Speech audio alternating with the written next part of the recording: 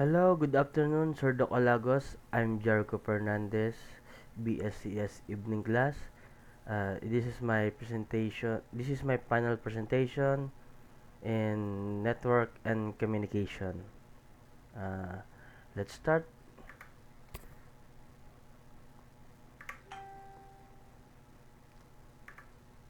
Network connectors and devices.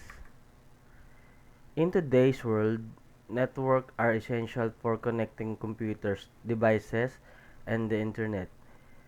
To create an efficient network, we use different network devices and connectors that allow data to flow between devices safely and quickly.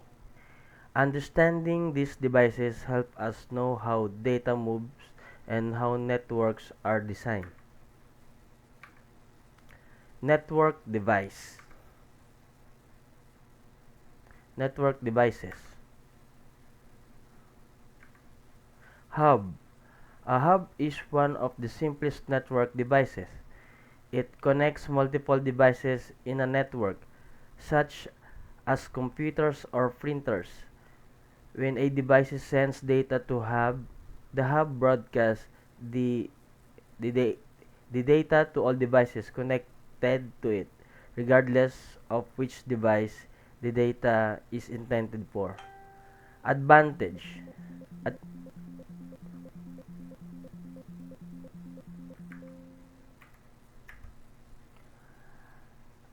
Advantage. Simple, inexpensive. This is this as disadvantage.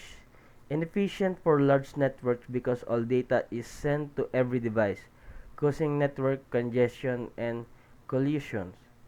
Use case: small networks or networks where cost is more important than performance. Network devices. Switch.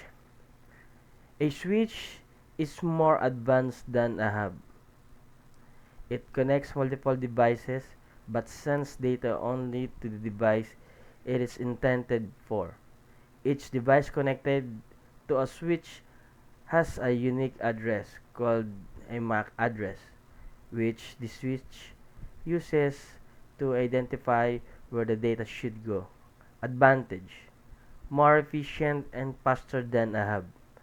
Reduces data collision. Use case: modern office or home networks. Router. A router, a router connects different networks together. For example, it connects a home network to the internet. Routers use IP addresses to determine where data should go.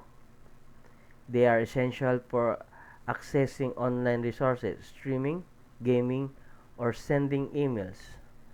Advantage: connect multiple networks and manages data efficiently.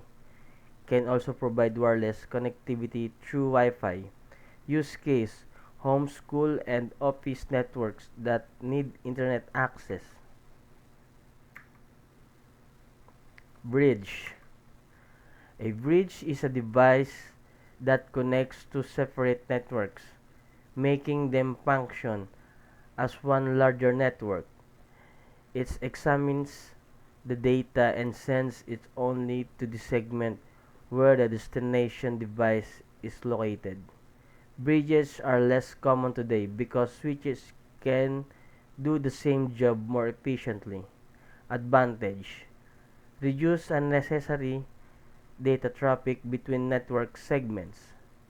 Use case: connecting to separate network segments in older setups.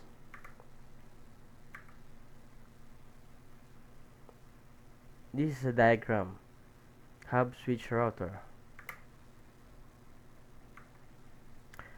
Network connector.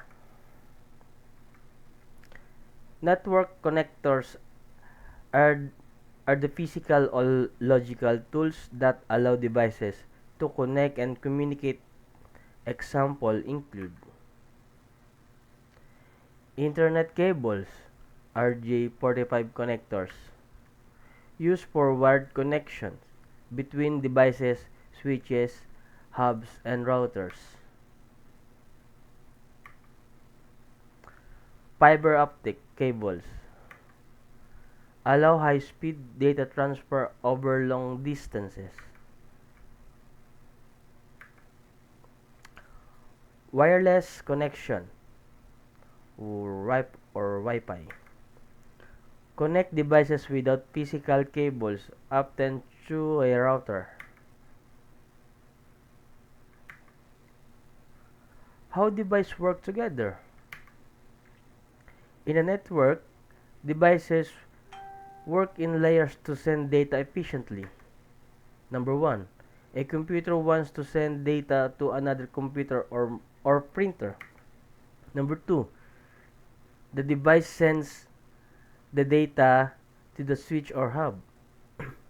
If it's a hub, the data goes to all devices. If it's if it's a switch, the data goes only to the intended device. Number 3. If the data is going outside the local network, for example, to a website, it is sent to the router, which determines the best path to the destination or the internet. Number 4. If two network segments need to communicate, a bridge may be used to connect them.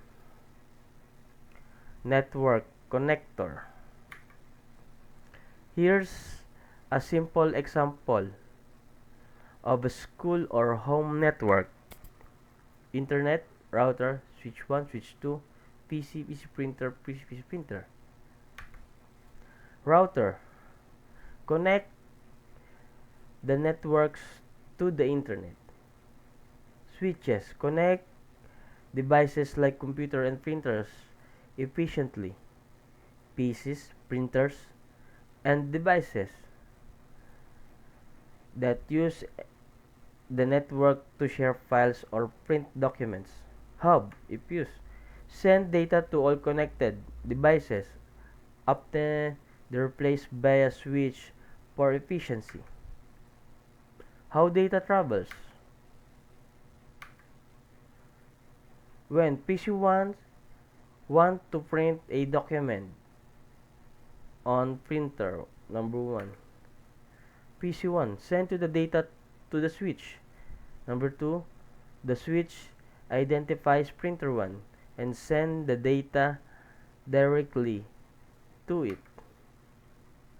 When PC2 wants to visit a website, data goes to the switch then to the router. Number 2, router sends the request to internet and receives the website data back, sending it to PC2.